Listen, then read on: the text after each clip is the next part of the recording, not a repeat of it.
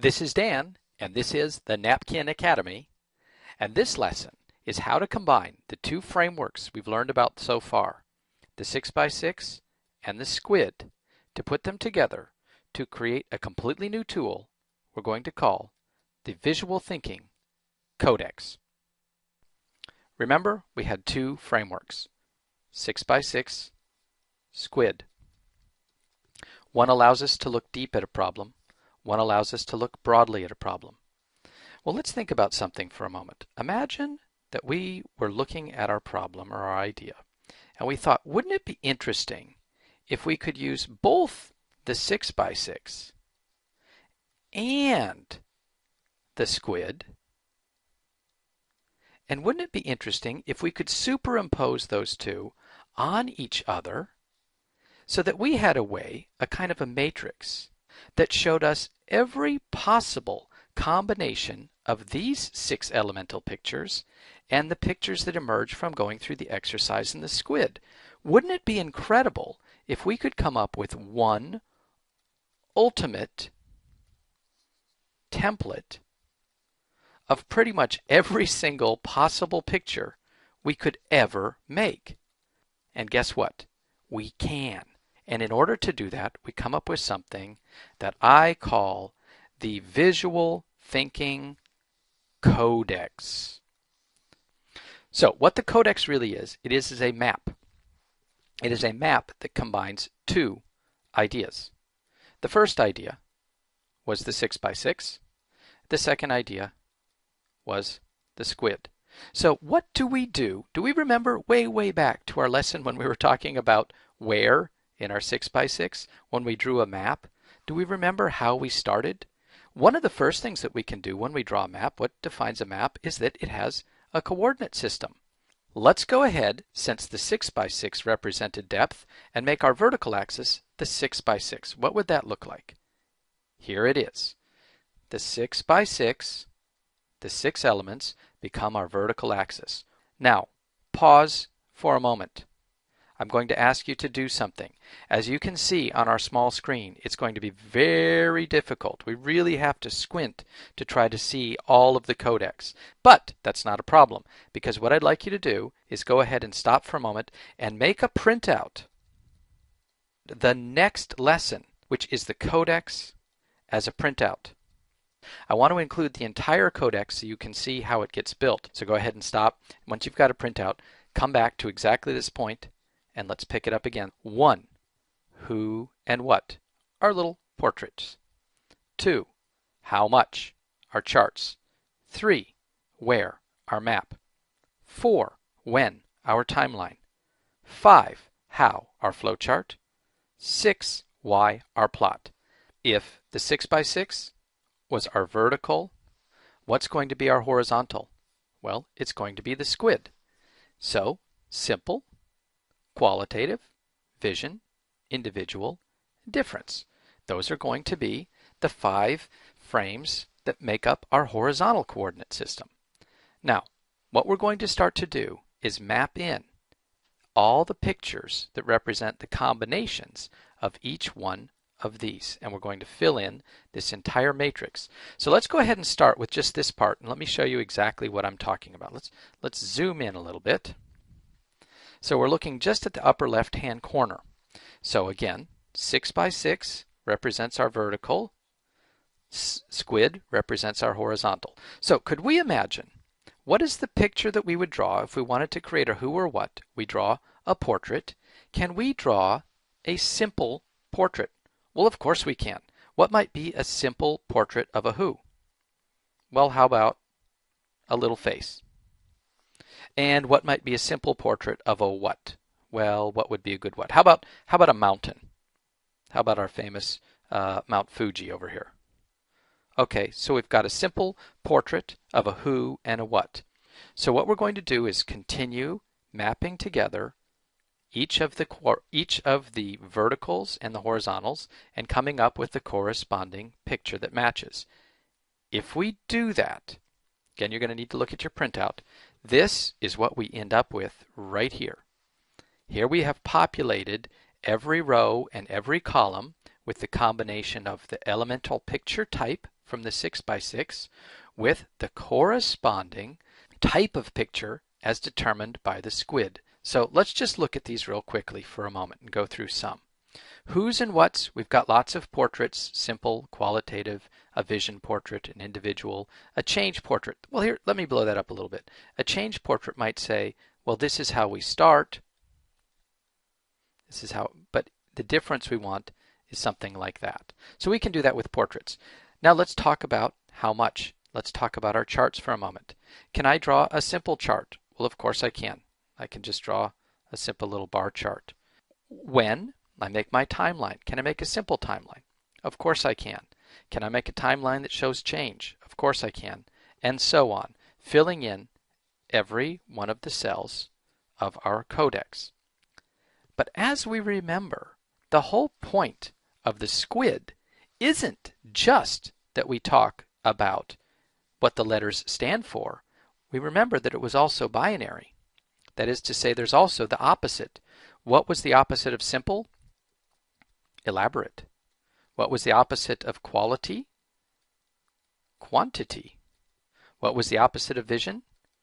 Execution. What was the opposite of individual? Comparison. What was the opposite of change? As is.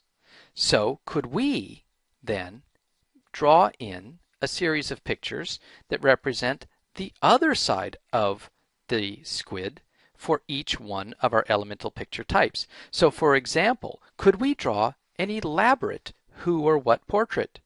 Well, of course we can.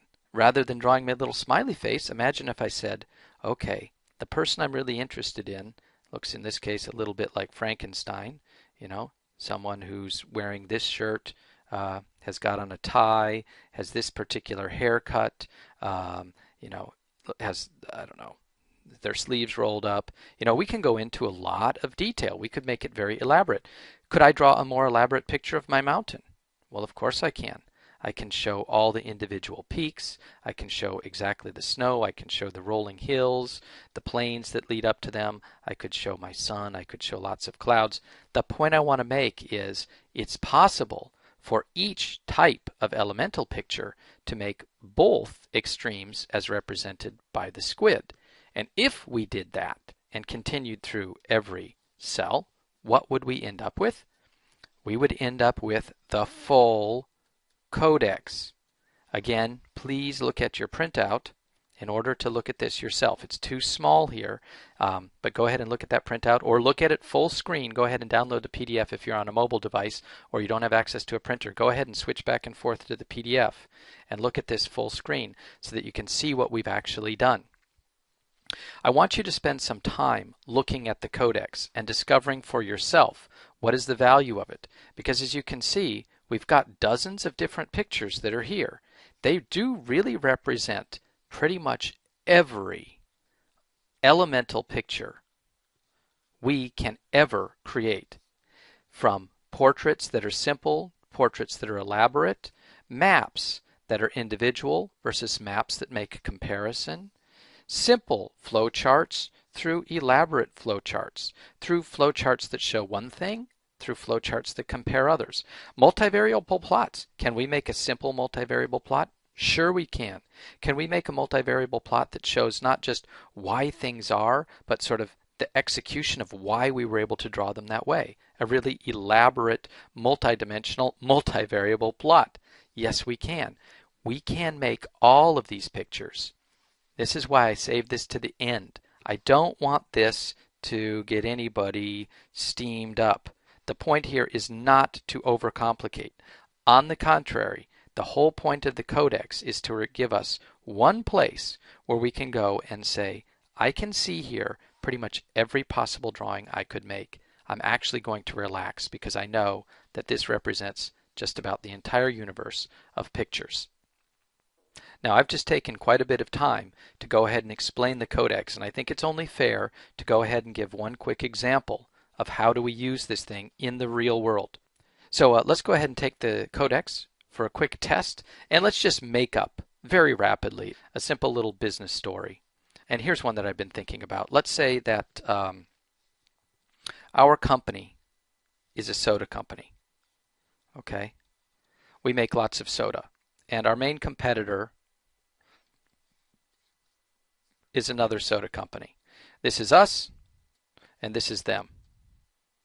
And what I want to do is I want to try to understand why our market share seems to be falling and their market share seems to be going up. And I think what I want to do is try to understand where do I fit in the market compared to my competitor. So there is a key word right here. Where do I fit into the market? So let's go ahead and look at the CODEX and see how I might use it. Well, is this a who or what problem? Yes, it is, but at its essence, is it a how much problem? A little bit, but really it's a where problem. Where do we fit? Let's be really clear. Where do we and our competitor sit in the market? So the point is we're going to end up drawing a map. We want to draw a where map that maps us in comparison to our competitor. And let's go ahead and start with a simple map. So let's go ahead and create a simple map, very simple, that just shows the overview of what we're talking about. This is our soda business, and here's our competitor's soda business, and we are both sitting squarely inside the soda market. So far so good. We're kind of sharing the market space, kind of even, but we have started to move into a new market. And there we have a map, a very simple map of what's going on in the business. Well, let's say that that's not enough. That's not showing us enough. So what we want to do is go ahead and make an elaborate map. So let's now go ahead and make a more elaborate map. Let's say that this in black is the soda market between ourselves and our competitor. And the market space is here for soda. And we've been competing neck and neck. So we decided to do something else. That what we've decided to do is also move into the canned water market. So here's the water market over here. So now our company is doing both, serving the water market and the soda market. But perhaps what's been happening is that we recognize that our part of the soda market has actually been shrinking as we've started to focus on water. And now we need to start to think in this map about what is our competitor doing. Our competitor has not moved into the water market as we have. Our competitor has continued to expand their share of the soda market, and they might be growing over here, actually shifting the soda market away. So the question we want to ask ourselves is, as we look at this more elaborate map, what do we want to do about it? Do we want to continue to push into this new market, or do we want to try to move back into our old market? So these are the kind of questions that start to emerge on our more elaborate map. And that is an introduction to the Visual Thinking Codex that combines 6x6 and the SQVID to come up with a single matrix that includes the elements of every type of basic picture that we have the ability to draw. Now in our next lesson, we're going to go ahead and exercise the Codex in great detail with a case study and figure out exactly how do we use this thing. Yeah.